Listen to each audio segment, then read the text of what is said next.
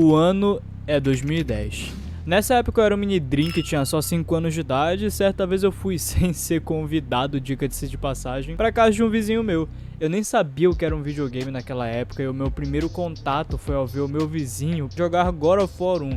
Mano, aquilo foi amor à primeira vista. Ver um cara deitando uma serpente gigante com 2 espadas de fogo foi simplesmente absurdo e eu fiquei assim. Logo depois desse dia eu fui e comprei um Play 2 com God of War 1 e 2 e fui começar a minha longa aventura com videogames que se estende até hoje, no ponto onde o bagulho tá virando meu trabalho. E só ressaltando um detalhe que eu acho engraçado, na época eu tinha 5 anos e meu primeiro jogo foi God of War, simplesmente um jogo onde tem isso e isso. Foda. Fala comigo, jacaré, aqui é o Catuaba e eu ando numa brisa incansável de God of War nesses últimos tempos, ao ponto que eu maratonei toda a saga do primeiro ao último jogo, e eu preciso falar do quão absurda e grandiosa foi essa franquia de jogos na década de 2000 e o impacto simplesmente glorioso que a saga causou na indústria e na cultura pop em geral. Esse careca foi, muito mais do que já é, um ícone gamer mundial de testosterona e fodelice encarnada num boneco 3D. If all on Olympus would deny me my vengeance, then all on Olympus will die. E antes de começar o vídeo, só deixa eu te pedir seu like, por favor, deixa o like, só caso goste dele mais pra frente, tá ligado? E se possível, comenta aí o que achou ou o que discordou, sou todo ouvidos. Sem mais enrolação, hoje é dia de falar do velho Deus da Guerra.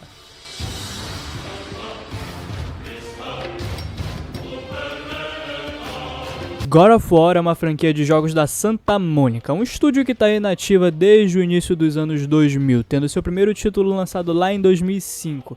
Os jogos clássicos seguem um modelo de hack and slash que mudou o cenário de jogos desse gênero assim, para sempre, tendo sido responsável por uma leva de jogos subsequentes de outras franquias tentando replicar as mecânicas tão refinadas que God of War apresentava nos padrões da época.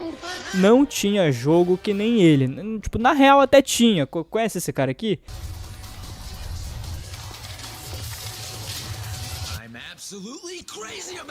Devil May Cry era outro hack and slash gigante da época e com uma jogabilidade muito massa também, mas tinha uma pegada diferente, tá ligado? A vibe de Devil May Cry e do Dante em si era te fazer se sentir superior, descolado, maneiro. Essa era a proposta dos hack and slash orientais. Já aqui no ocidente, a gente tem o Kratos. Pois é, o Kratos veio trazendo uma nova leva de fãs pro gênero, tanto pela qualidade técnica e criativa dos seus jogos, como pela possibilidade de se enfiar na pele de um cara que massacra monstros de maneira brutal e sem apresentar um pingo miserável de remorso ou misericórdia por qualquer um deles. Diferente do Dante, que te fazia se sentir descolado, o Kratos te fazia te sentir um louco da cabeça. Ele era insano, ele não lutava se divertindo e tirando onda. Ele lutava pra trucidar quem tava no caminho dele, simplesmente seguir em frente. Ele era uma máquina de guerra. Foi concebido pela Santa Mônica desse jeito desde o primeiro jogo. E essa vibe dos jogos dele, esse sentimento que ele causava nos jogadores, aliado aos próprios detalhes impressionantes em quase todos os aspectos de seus jogos na época, foram os pilares que conquistaram uma legião de fãs do mundo inteiro que jogavam e se divertiam com essa jornada sinistra e épica que God of War apresentava nos seus primórdios, há quase 20 anos atrás. Você está ficando velho e eu também. God of War, em suma, era isso. Jogos de destruir o controle apresentando como foco o espetáculo brutal de um guerreiro cruel ao longo de sua vasta odisseia macabra. E acima dessa história sombria e apesar de cheia de furos bem trabalhada, God of War tinha, acima até de todos os elementos caprichados e divertidos que os jogos em si trouxeram na época, temos como estrela do show o Kratos. Ah, sim. Única e exclusivamente ele que fizeram essa saga ir tão, mas tão longe na indústria e no coração dos fãs. E não dá, mano. Simplesmente não dá pra falar da saga clássica e dos efeitos dela sem abrir um espaço reservado pra falar só sobre ele. O Fantasma de Esparta. O Kratos é sinistro, vocês estão ligados, então bora dar uma pincelada bem breve sobre os feitos dele ao longo dos jogos?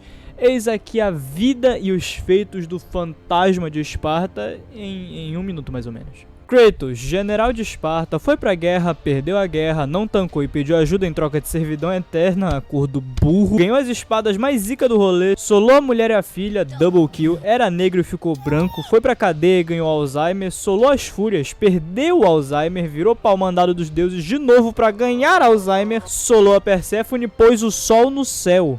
Ele pôs o sol, solou o deus da guerra, não ganhou Alzheimer, ganhou foi o posto de deus da guerra, é isso aí. Foi pra Atlântida e solou a mãe, foi pro mundo da morte encontrar o irmão, solou a morte e perdeu o irmão, se tornou a morte, o destruidor de mundos. Ia ganhar o Alzheimer, mas se mordeu e não quis mais, fez besteira no server e o ADM baniu, solou The Sisters of Fate, eu adoro falar esse nome, voltou no tempo, lutou com o delegado, solou a Athena, voltou mais no tempo, trouxe os titãs pro presente e escalou o morro.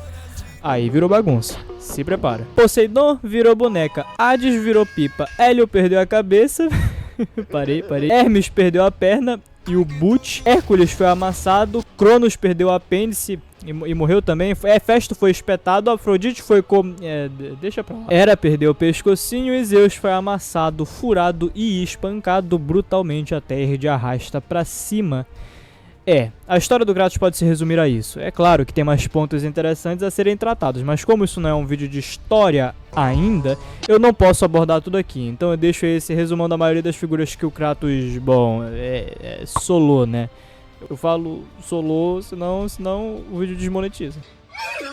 Agora, eu preciso me aprofundar nos aspectos bons da saga clássica. Afinal, o que faz esses jogos serem tão grandes, mano? Por que eles foram tão aclamados?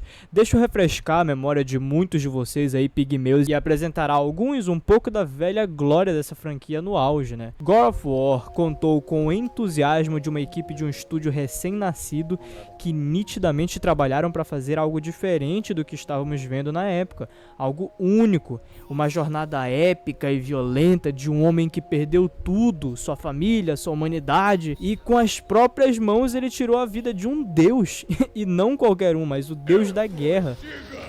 A saga clássica conta com um combate francamente muito satisfatório, irmão, e muito simples. God of War é fácil de ser jogado, as mecânicas não tem nada de complexidade, mas mesmo assim são vastas as opções de ações no combate que vemos presentes desde o primeiro jogo. E todo God of War, tirando o Ascension, que fez isso de uma maneira meio tosca, conta com uma gama variada de poderes e armas que carregamos conosco.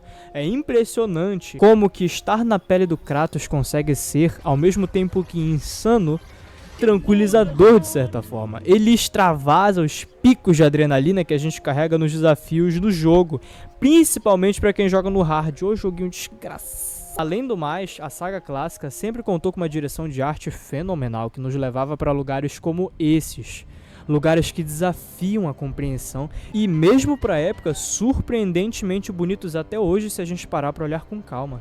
Tudo nesse jogo, os visuais, as paisagens, as músicas, tudo contribui para o sentimento do jogador de mergulhar dentro de uma Grécia macabra e cruel, onde quase todas as figuras mitológicas que vemos querem nos enfrentar, matar o Kratos ou usá-lo no caso.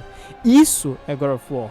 Um jogo onde cada luta e desafio de raciocínio, toda a ambientação, as figuras mitológicas, nossos feitos dentro do jogo, tudo isso transportou toda uma geração para vivenciar esse drama, essa jornada sinistra, presenciando um por um os feitos espetaculares do mortal que se tornou um deus. Na mitologia grega, Kratos significa poder. E é a personificação da força e do poder divino. E tendo isso em mente, eu não consigo deixar de aplaudir a Santa Mônica por ter criado uma saga tão fora da curva para os padrões da época e um personagem tão fácil de se conectar, mesmo que tão distante do que chamamos de bom ou de certo, reunindo milhões de fãs de todos os lugares do mundo para prestigiar desde 2005 até 2010 a história do homem que, em sua busca incessante de fúria, trucidou não só os inimigos dele que mereciam ser destronados de seus tronos, como, no fim, destruiu o mundo e a si mesmo, encerrando a saga clássica com um final trágico e dramático, mas surpreendentemente lógico e otimista, diante do fato de que o único... Olha que doideira! O único que pôde tirar a vida do Kratos foi ele mesmo, mano. O cara é insano. Assim, liberando a esperança para que seu mundo pudesse se reerguer das cinzas. Dessa vez sem monstros, sem titãs, sem deuses, e, principalmente, sem o fantasma de Esparta.